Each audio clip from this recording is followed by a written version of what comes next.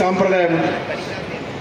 ఆ రకంగా 2004లో గెలిచినప్పుడు 2009లో ఇచ్చాను, 9లో గెలిచినప్పుడు 14లో ఇచ్చాను, 14లో గెలిచినప్పుడు 2018లో కూడా ఇచ్చాను.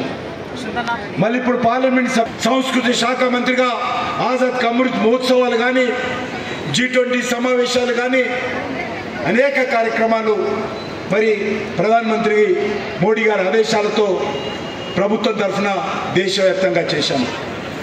అంతేకాదు ఒక దిక్కు మంత్రిగా ఉంటూనే పార్టీ కార్యక్రమాలు కూడా మరి పార్టీ అధ్యక్షుల ఆదేశాలతో సమాంతరంగా పనిచేశాము. తమిళనాడు ఎన్నికల ఇన్ఛార్జ్ సాంప్రదాయం ఉంది.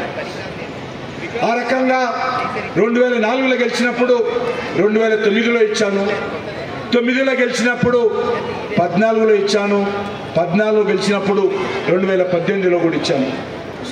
మళ్ళీ ఇప్పుడు పార్లమెంట్ సంస్కృతి శాఖ మంత్రిగా ఆజాద్ కా అమృత్ మహోత్సవాలు కానీ, G20 సమావేశాలు కానీ అనేక కార్యక్రమాలు మరి ప్రధానమంత్రి మోడీ గారి ఆదేశాలతో ప్రభుత్వం తరఫున దేశవ్యాప్తంగా చేశాము.